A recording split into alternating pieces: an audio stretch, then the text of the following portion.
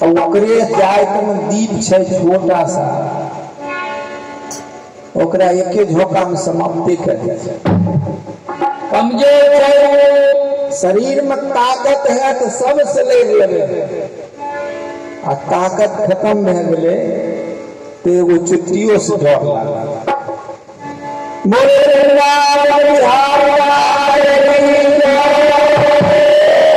हमारे ठाकुर जी आज समय के प्रकोप में मानव को सिखला रहे हैं। पत्नी के वियोग में व्याकुल है। ऋषि मुख पर्वत पर सुग्रीव महाराज हैं, किष्किंधा नरेश का भाई, बाली का भाई के डर से बाली को ऐसा बरदान मिला हुआ था कि सामने जो लड़ाई करने आता उसका आधा बल छिनाकर बाली में समा जाता था। इसलिए उसके पास घमंड था। अतिरोपण में सीता अति अति बलि बर अति सर्वत्र बल कहा किसी भी काम में अति अच्छा नहीं होता है। बाली के डर से सुग्रीव ऋषि मुख पर्वत पर है। उस पर्वत पर बाली को श्राप मिला है। एक बार किसी पशु पक्षी को मारकर जो फेंका था, खून का छींटा ऋषि मुनियों के शरीर पर पड़ गया।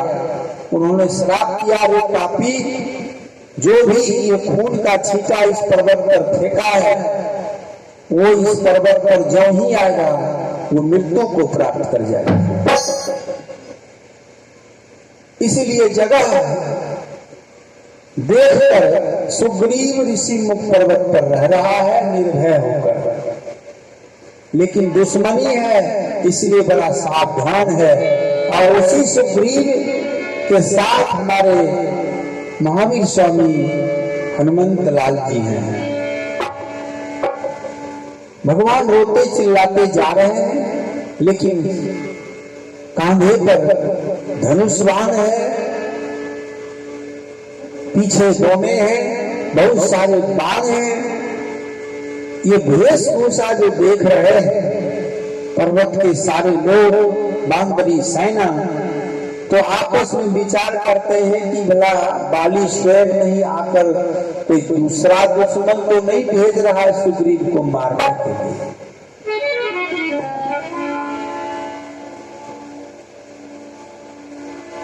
बकरी के पास दुनिया कल के हमरी खिस्सा करी। भगवान इधर वियोग में है, उधर सब विचार करते हैं कि कहीं तेरा भाई दुश्मन है वही तो मारने के लिए नहीं भेज रहा। बड़ा विद्वान था सुग्रीव, कहा कि एक काम करो पता लगाया जाए। इसमें परिपूर्ण विद्वान लोग हैं हनुमंत लाल जी। तो ब्राह्मण का वेश धारण करके हनुमंत लाल जी जाते हैं भगवान के आगे, और भगवान नतमस्तक होकर ब्राह्मण देवता को प्रणाम करते हैं। हनुमंत लाल जी को बड़ा शर्म आई कि हमारे इष्ट हैं, हमारे ईश्वर हैं, परमात्मा हैं, और ये हमको प्रणाम करते हैं। भगवान को झट से पांव पर गिर गए, कहा कि हे प्रभु मैं आपका दास हूं, आप प्रणाम क्यों किए? भगवान कहते हैं कि महावीर जी, हनुमंत लाल जी मैं पहचान लिया, लेकिन आप ब्राह्मण के वेश में आए, इसलिए ब्राह्मण वेश का आदर किया गया। गौरते पपिता गोवे धानांते बांधव विरोध्या कुलंते करक्षा नारी सर्वोते ब्राह्मणो हरि गुरु से जो बैर करता है वो दुनिया में सब कुछ से चला जाता है।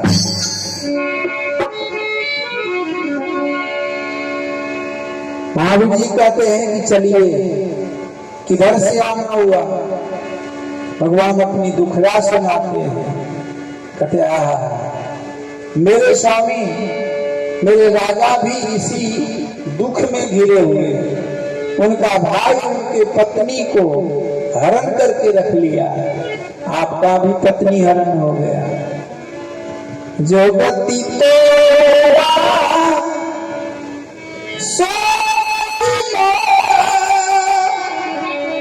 रामा हो,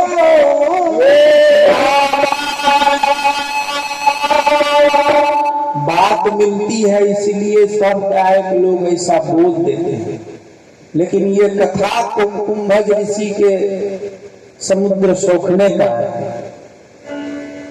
उसी समय ये रामायण में पंक्ति बनी थी कि पक्षी लोगों को जो घोंसला बनाया था वो समुद्र रोज दिन उजाड़ उजाड़ के अपना ढेर से ले जाता। सब पक्षी मिलके घुसा गया था कि समुद्र बदमाशी करता है, रोज दिन घर बनाते हैं, रोज दिन ढा देते हैं। विचार हम लोग चोट में भर के इसके सारे पानियों को खत्म कर देते। पक्षी सब समुद्र के पानी को उठा उठा के धरती पर रखता था, उससे कुछ होने वाला। कुंभज ऋषि अगस्त जी वहां गए, कहा ये सब क्या कर रहे हो? कहा ऐसा ऐसा बात है कि हमको घोंसला को उजाड़ देता है।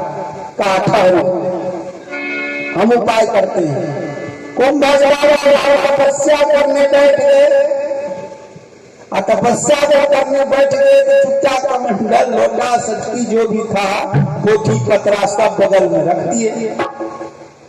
फिर समुद्र का ढेर आया और चुट्टा का मंडल, पोथी पत्रा सब समुद्र के पेट में चला गया।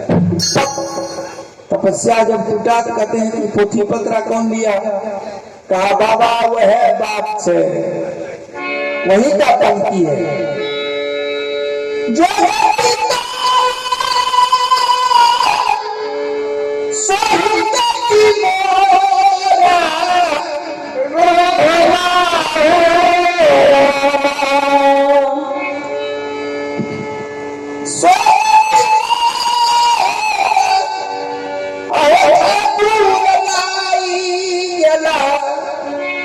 सिंधु बलि